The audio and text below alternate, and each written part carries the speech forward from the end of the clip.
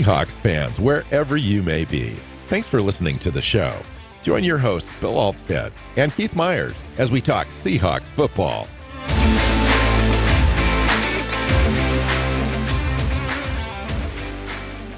Hey, Seahawks fans. Welcome back to another episode of the Seahawks Playbook podcast. I'm your host, Bill Alvstad, sitting down with Keith Myers, co-host Keith Myers, here to talk Seahawks football and preview the Ravens game. Seattle is on the road this week facing the new number one defense in the league, the Baltimore Ravens, and a slightly better quarterback than we faced in the last game. It's essentially the same team with a better quarterback. That's kind of how I read this thing. And there's no easy wins in the NFL. This one's on the road against a formidable team, the fourth-ranked team in the AFC. And I have a good feeling about this game. I don't know why. I just do. Welcome in. Let's talk. You always have a good feeling about every game. That's somewhat true. Yeah. So mostly true. Seattle on the road to take on Lamar Jackson and company. And so when you say a better quarterback, you are underselling the difference between what they faced this last week and what they're facing this week. They're just drastically different players. Yeah. Lamar's having a great year. He really is. I know everyone was like, we'll see. They're going to transition away from him running so much and all of that. Yeah. Can he carry the team as a passer? Well, yeah, the answer is yes.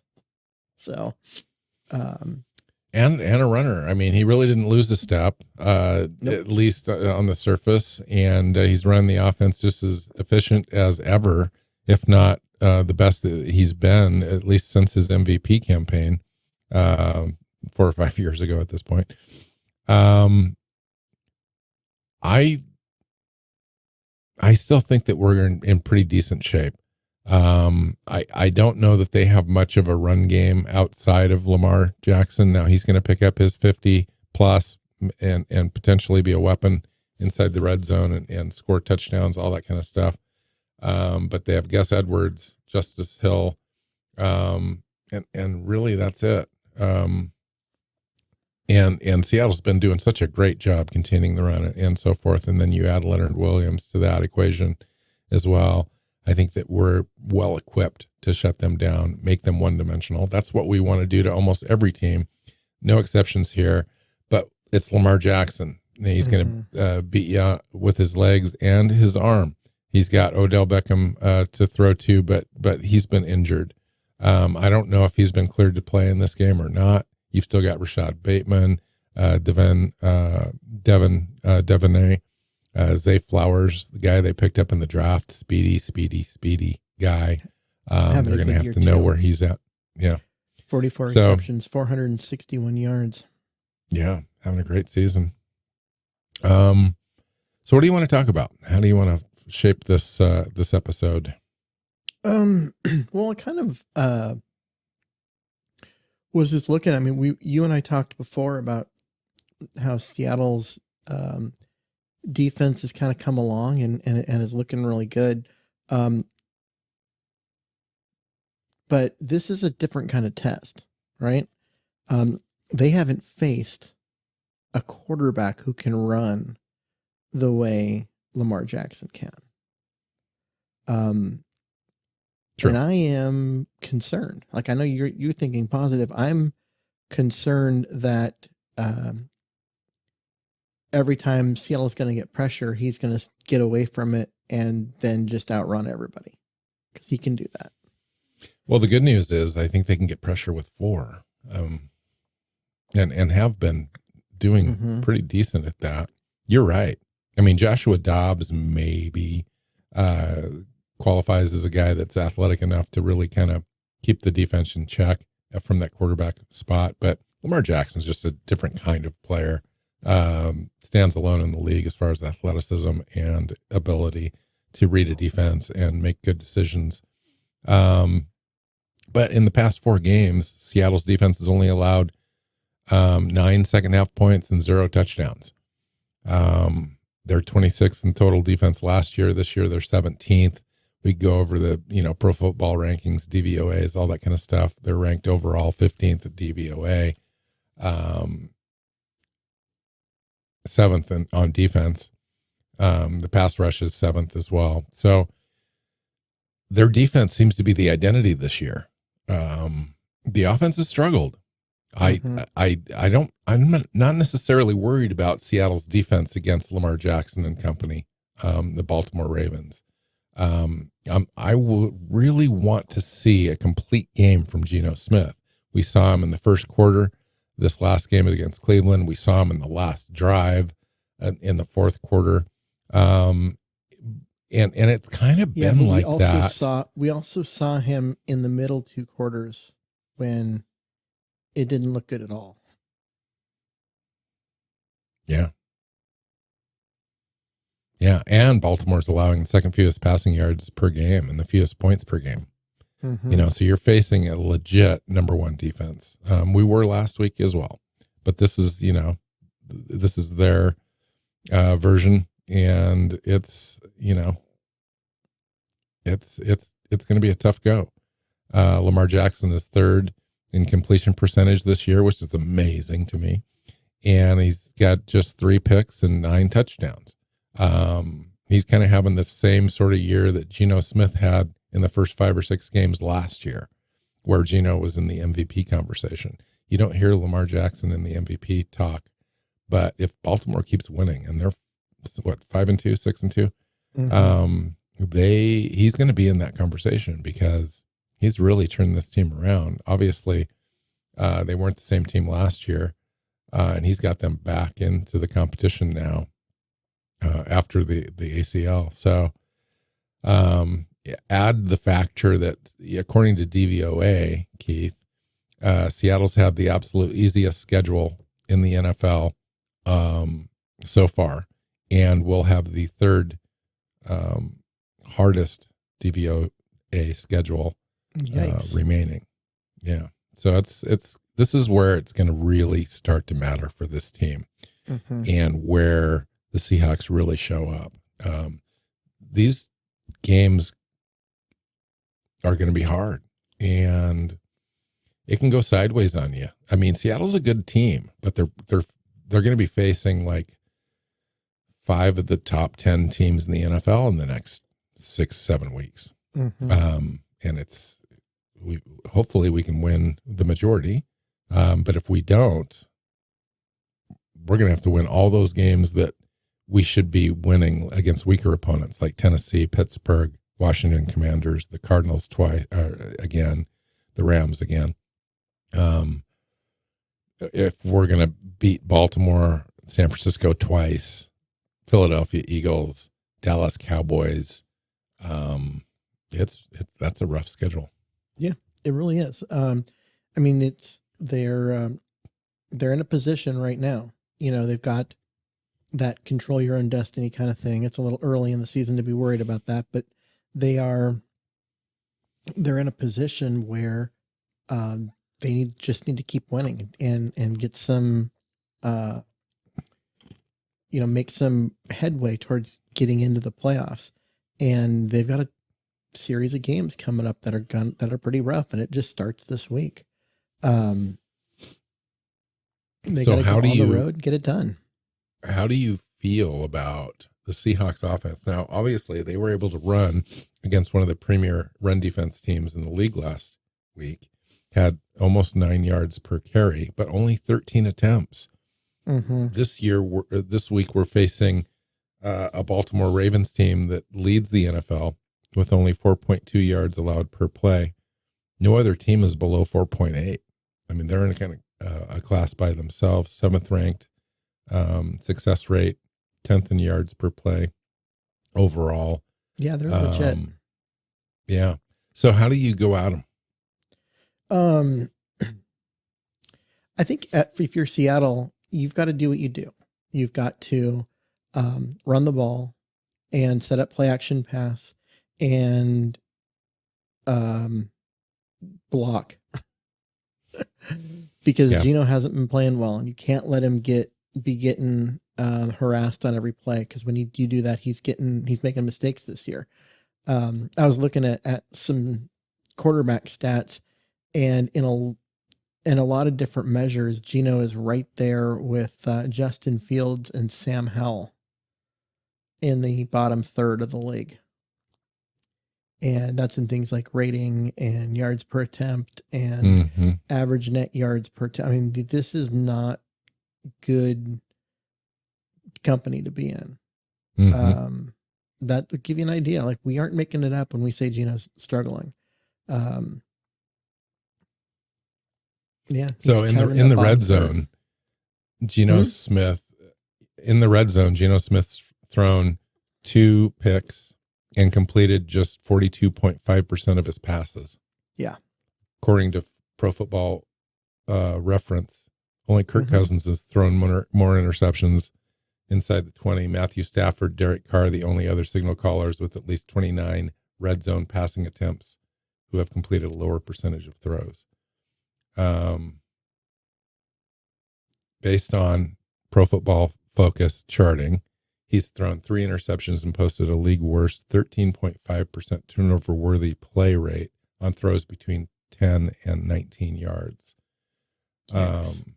Last year, 6 of his 11 interceptions in 2022 were on these throws, and he threw 13 touchdowns, but he had the worst turnover worthy play rate in the league. And this year, he's throwing more interceptions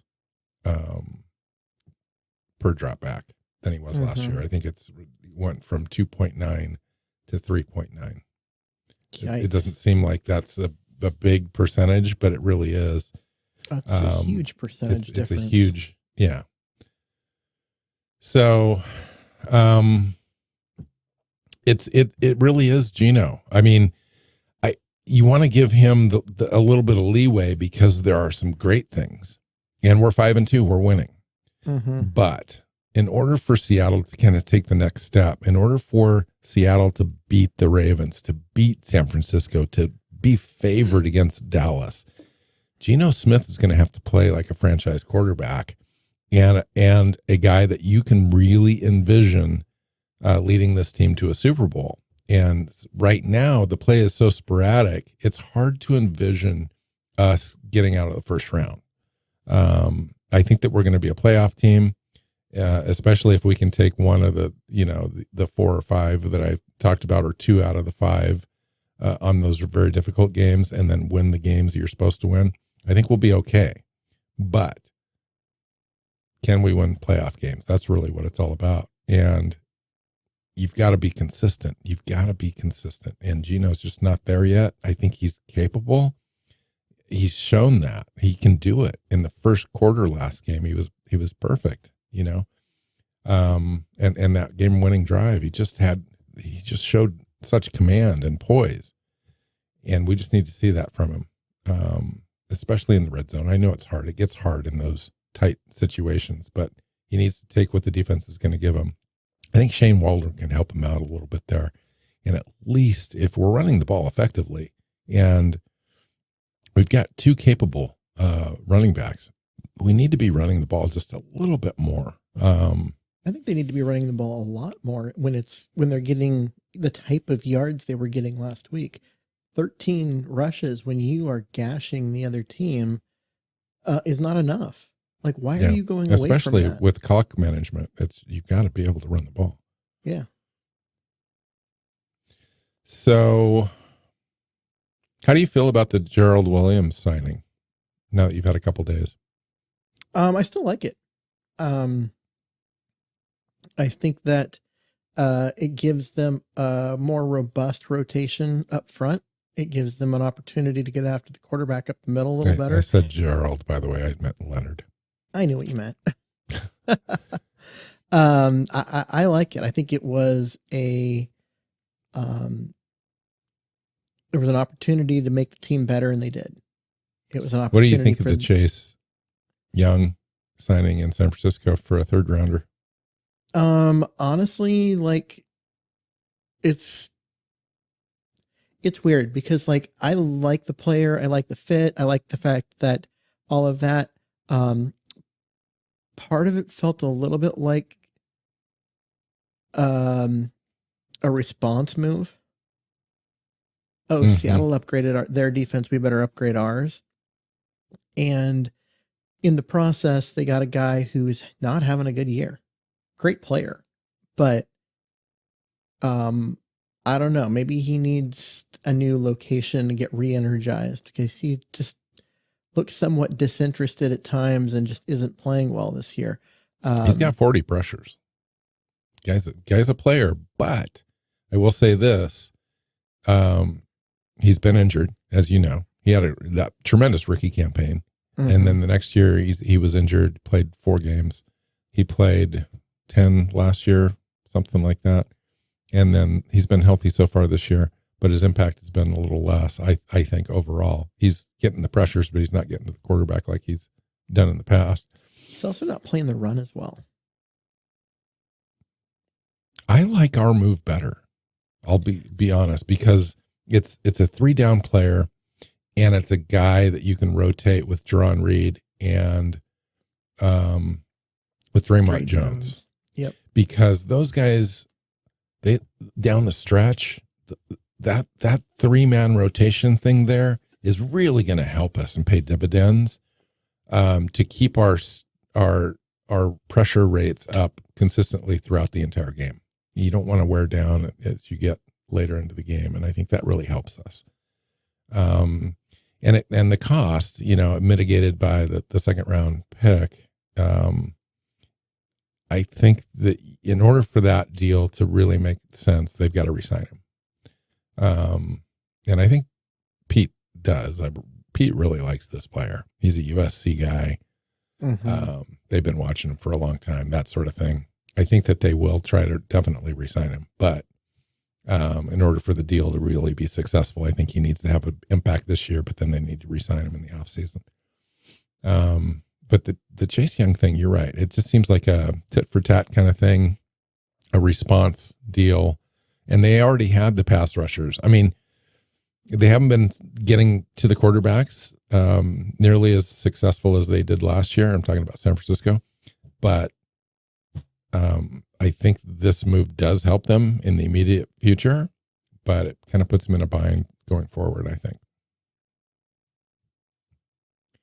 Yeah. I mean, the other thing is that, I don't know, I just look at the San Francisco's defense was already really good. At what point do they run into diminishing returns? You know what I mean? As far as like landing, in order to get Chase Young off the field, who are you taking off the field? Right. And so there's production lost because their defense has already been just smothering and good. Now, last couple of games, they've been a little off. Okay. Maybe they get back to that now or whatever. But I was thinking of like the first 5 games, and that defense looked like they should be the one rated number 1 overall and not Baltimore. I mean, that's how good the defense was. And so you really are talking about taking a guy off the field who's really good in order to put a guy like Chase Young on. And we're swapping, it seems like Mario Edwards.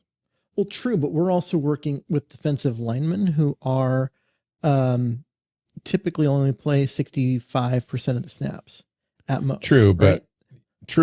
but Williams has been playing close to 90% of the snaps for the Giants this year. Yeah, and that'll drop, which would be nice for him. Yeah, so that'll drop now that he'll be on a team that's competent. Whereas Young's coming in, he's the pass rusher. He's a guy that's going to be a defensive end, basically kind of a Leo in that system. And you're going to see, he was already kind of an every down player. This isn't really a rotation spot, the way the interior of the line is. And so you're going to expect him to play most of the snaps. And when you do that, you're taking someone off the field who's been effective. So I think it's just a fit.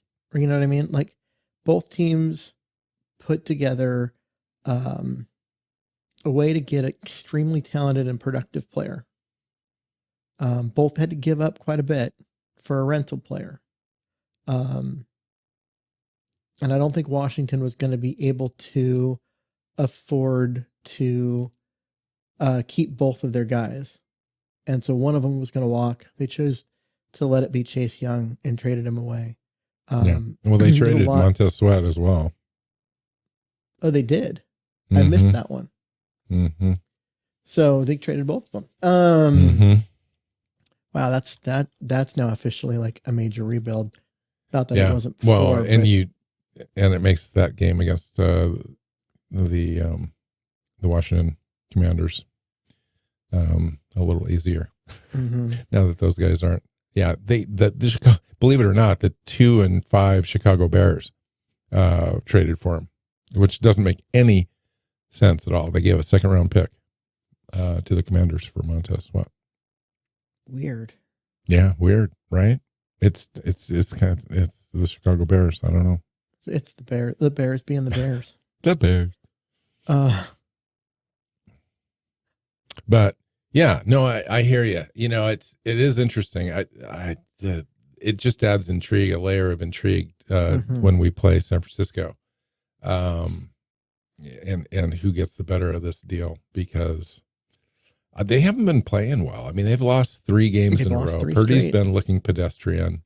Their defense has been, again, not what they thought it was going to be going into this season. It's just been less than effective. They're still good. It's still solid. It was defense. Really good the first few weeks. It's just hasn't been doing as well.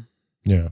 And Seattle, conversely, has just been really playing lights out. I mean, other than the total yards against the defense this last game, it took 70 plays to get 350 yards on this defense. They allowed 3.8 yards per carry, but 40 rush attempts on this defense. You know, and Seattle was out on the field for 37 minutes. But we still held them to 20 points. That's pretty good. And I would expect something similar with the Ravens. The Ravens are a little bit better offense, a little bit more fine-tuned, and Seattle's going to have to figure out a way to score points in more than 24 that they did against Cleveland. I think that they can do it, but I think they need to start leaning on that run game just a little bit more. And I agree, because Geno's not playing well, so why are you having him being 80% of the offense? That doesn't make a lot of sense to me. Pete said that they were pass blocking so well against the Cleveland Browns that it essentially didn't force their hand to throw, but it wanted them to see if they could stretch the field a little bit with Geno, and it just didn't work out. And they kind of stuck with it and went away from something that was clearly working in order to do that, just because the pass blocking was better than advertised. I don't know about that game plan. That doesn't seem well thought out to me. Yeah, I mean, okay, the pass blocking was good, but Geno was not, and the offense was terrible. Right? But as you know, as a quarterback or as a coach, you're only one throw away from having it be better, you know, and so they just kind of keep going at it. The running game was better. Yes, absolutely. Yeah. Right. Yeah, they ran like 8 times in the first half and then ran 5 times in the second half against Cleveland. That's crazy to me. And the play clock differential was, 24 minutes to 37 or 36. Most of that came in the third quarter. It was, at one point it was like play time. I remember the thing coming up. It was like 16 minutes for Cleveland, and Seattle had it for like 2.5 in over a stretch. And it was like, wow, you don't win games that way. All right. So talk to me about this game. What are your feelings? How do you see it? going, and what's your score prediction? Well, I think this is going to be a low scoring game. I think both these defenses are going to do good. I'm worried a little bit about Lamar's ability to extend plays and get the ball down the field, which, Cleveland wasn't able to do, but Lamar is just a different breed of guy. And so the other thing that happens when you extend plays like that is you make it hard on your own offensive line for holding, and you make it hard on the cornerbacks for defensive holding. And so I could see this being a situation where our defensive backs get a little frustrated and, get a little handsy and make a couple of plays that we don't want to see. Ultimately though, I just think Baltimore's defense, until I see Geno come out and actually play like he did last year, I'm not going to expect it. And if I don't expect it, I think Baltimore's going to be able to do enough against Geno to slow down Seattle's offense, and Lamar is going to do enough on his own outside of the confines of the offense to do some things for them. I've got this going somewhere on the order of 23-28 Baltimore, although I think that's too high of a scoring. So maybe we'll go 24-17. Wow. So I think this is the first time you've picked against Seattle this year. It is. I thought about it. I did. I thought about it, and I just can't do it. I think Seattle's defense is legit. I really do. I think the defense we've seen in the last 5 weeks is the defense that we're going to see, only even just getting better. I mean, Rick Woolen is our third or fourth best corner on the team right now. He's not going to stay that way. I think he's going to get better. He's going to, his injury, I think, is going to get better every week. And I think he's going to be, if not already full speed, he's going to be there. Devin Witherspoon's a force. Jamal Adams integrated back into the defense. We got Leonard now, Leonard Williams to come in that rotation. It's going to energize this group even more. Bobby Wagner's super excited. He's got somebody else in front of him that's going to help open up lanes so he can make tackles for losses, all that stuff. Excuse me. I see the Seahawks winning a defensive battle. And the offense is going to do just enough, just like it did against Cleveland. Hopefully not the last drive this time, but I'll take it if it happens. So I do see a 23-20 Seahawks victory in this game. And it's one of those games of attrition. It's going to be a good, decent drive. Hopefully we don't have any penalties. We don't have any turnovers. And then it's going to be a punt, and then it's going to be a pretty decent drive, and it's going to be the field position swaps. It's going to be kind of dirty in the first half. And then in the second half, I think we kind of open it up and have some success. And I think Geno comes through. I think that he's just so close. I really do. Of course, he's so close in the other direction too, but I believe that he's going to put it together. I think the offense is coming together. Jackson Smith and Jigba is rounding into form. I hope that they allow the running game to kind of develop in this game. We need it to develop. We need to keep Baltimore's offense off the field and try to sustain some drives, convert third downs, etc. And hopefully we pull this thing out. I mean, this would be one of the games that we need. We need this. We need the San Francisco game, Dallas game coming up. In order, if we're going to be a legit contender in this conference this year, we need these games, and so I'm hoping for a win. Yeah, I mean, I think if this game was at home, I probably would have picked it the other way, but I don't know. I think these are fairly balanced teams.